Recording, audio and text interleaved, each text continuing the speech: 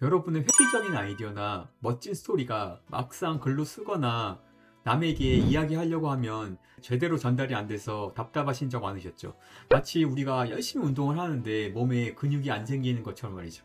몸에 근육을 제대로 만들려면 헬스장에 가서 부위별로 제대로 된 머신으로 운동을 해야 하는 것처럼 글쓰기도 처음에는 제대로 된 툴을 사용해서 연습을 하는 것이 중요합니다.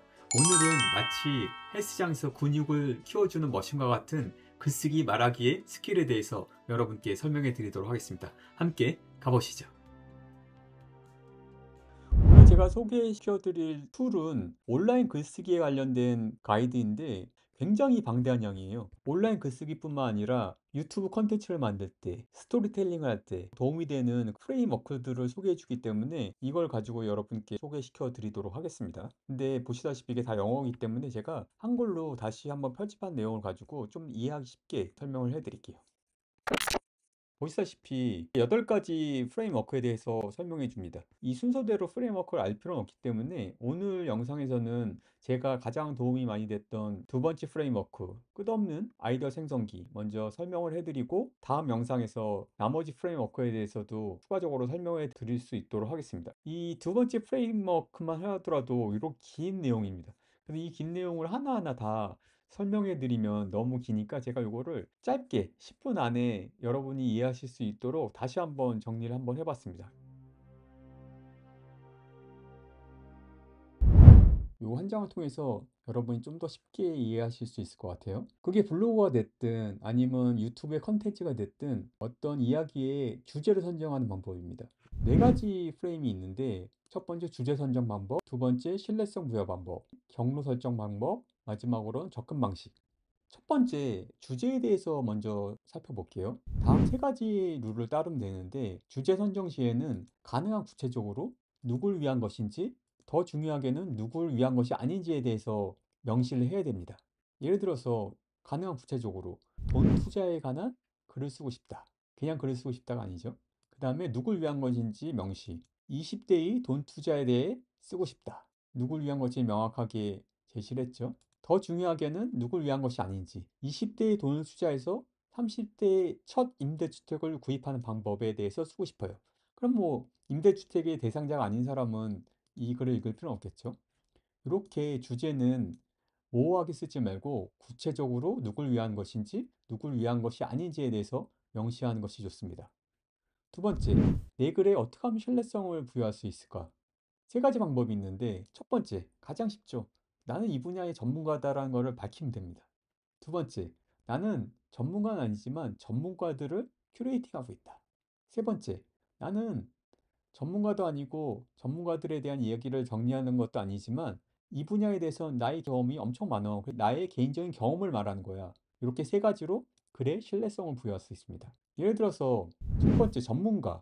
로저 에버트는 미국의 저명한 영화 평론가인데 이 이름 자체가 전문가로서 신뢰성을 부여하는 거죠. 이 사람이 말하는 영화에 대한 평론은 어느 정도 신뢰성이 부여되는 겁니다. 두 번째, 큐레이팅 전문가. 9명의 유명한 영화 평론가의 내용에 따르면, 그러니까 나의 개인적인 생각이 아니고 이러한 전문가들의 생각을 내가 정리했기 때문에 이 글은 신뢰성을 부여할 수 있는 거죠. 마지막, 이거는 나는 전문가 아니지만 넷플릭스에서 900편이나 본 사람이야. 이런 나의 개인적인 경험이니까 어느 정도 믿고 한번 들어봐. 이런 거죠. 이렇게 세 가지가 글의 신뢰성을 부여할 수 있는 방법이고, 그다음에 경로 설정.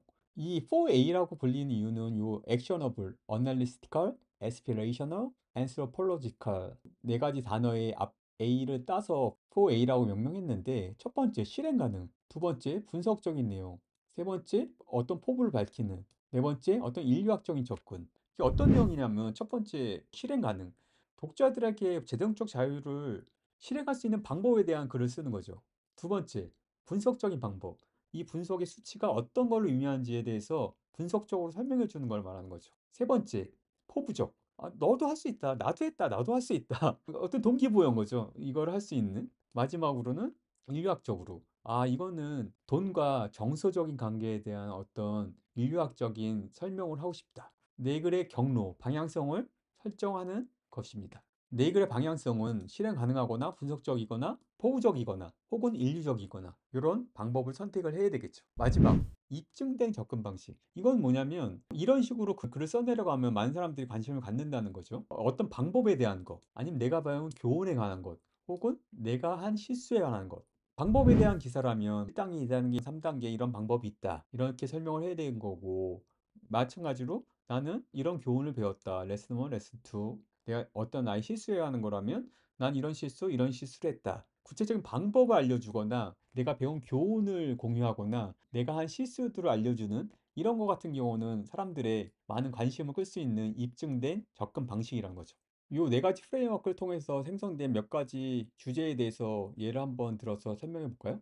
첫 번째, 20년간 투자은행에 근무를 그만두고 월 수입을 2배 늘렸습니다. 동일한 작업을 수행하기 위해 취할 수 있는 5가지 단계는 다음과 같습니다. 나는 20년간 투자은행에 근무했다는 전문가로서 신뢰성을 부여하고 월 수입을 2배로 늘리는 실행 가능성에 대해서 경로를 제시하고 마지막으로는 5가지 단계는 다음과 같습니다라는 방법을 제시하는 거죠. 두 번째, 선별적 전문가. 이거는 전문가와 큐레이팅의 중간적인 거죠. 새로운 연구를 분석적으로 하겠다는 경로를 제시했고 접근 방식은 마찬가지로 방법을 제시하는 것입니다. 세 번째, 개인적인 이야기를 들려주는 거죠. 그래서 신뢰성을 부여하는 거고 나는 진짜 개인적으로 15만 달러를 빌려주고 있었어. 그러니까 너도 포부를 가져. 내가 방법을 알려줄게. 이런 내용인 거죠. 마지막으로 전문가의 내용을 정리해 줄게. 그리고 인류학적으로 왜 그런지를 알려줄게. 방법을 알려줄게. 이런 식으로 이야기를 풀어나가려고 하는 거죠.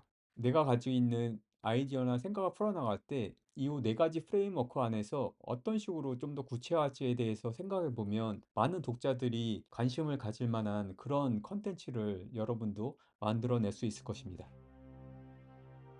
네, 오늘 이렇게 두 번째 프레임워크, 끝없는 아이디어 생성기에 대해서 여러분께 설명해 드렸고, 나머지 프레임워크에 대해서도 별도의 영상으로 소개시켜 드릴 수 있는 기회를 만들어 보도록 하겠습니다. 네, 이렇게 오늘 글쓰기 프레임워크에 대해서 설명해 드렸는데, 이 가이드가 나올 때만 해도 챗 GPT 같은 AI가 없을 때였거든요. 그때 제가 이걸 봤을 때, 아, 이렇게 공식처럼 글을 써야 돼? 너무 인위적인데? 나의 생각과 다른 이야기가 나올 것 같은데? 이런 생각을 가졌는데, 운동하고 비슷한 것 같아요. 헬스장에 가서 머신을 막 열심히 한다고 해서 운동력이 반드시 좋아지는 건 아니거든요. 근육이 예쁘게 생기는 거죠. 그런 것처럼 이런 프레임워크 같은 경우도 자기가 제대로 된 컨텐츠가 없으면 글만 그럴싸하게 보이지 실질적인 속 알맹이는 없는 거나 마찬가지거든요. 하지만 역으로 따지면 나는 컨텐츠 아이디어가 없으니까 글도 쓰면 안 되는 거야? 이야기도 하면 안 되는 거야? 그럴 때 겉보기라도 좀 그럴싸해 보이면 어떤 자신감이 붙잖아요. 운동신경이 그렇게 좋지 않더라도 내가 몸이 굉장히 핏하거나 근육이 있으면 어떤 자신감이 붙는 것처럼 글도 마찬가지라고 생각합니다. 내가 어느 정도로 체계가 잡힌 그럴싸한 글의 형식을 가지고 있으면 컨텐츠가 약간 부족하더라도 어떤 자신감이 생길 거거든요. 그러다 보면 자신만의 다양한 경험을 통해서 제대로 된 컨텐츠가 하나하나 쌓이게 되겠죠. 그런 면에서 이런 프레임워크를 통해서 지속적으로 연습하는 거는 반드시 도움이 된다고 생각합니다.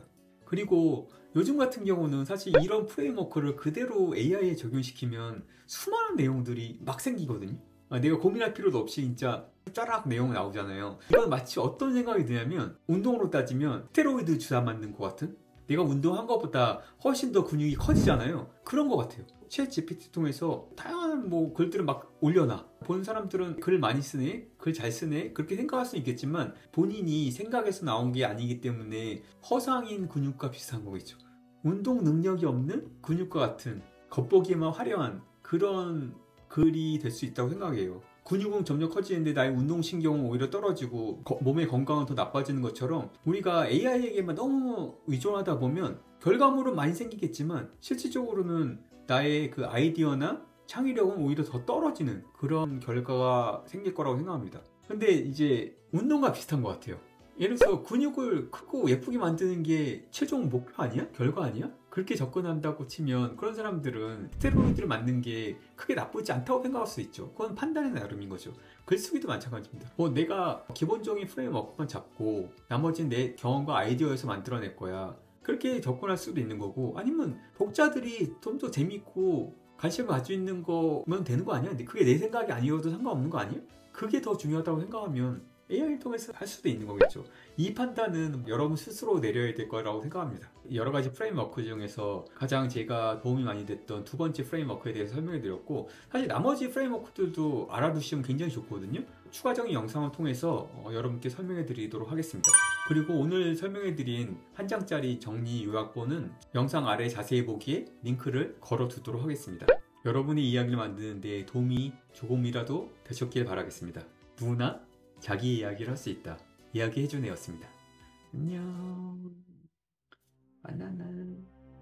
누구나 자기의 이야기를 할 수 있다. 이야기해주네.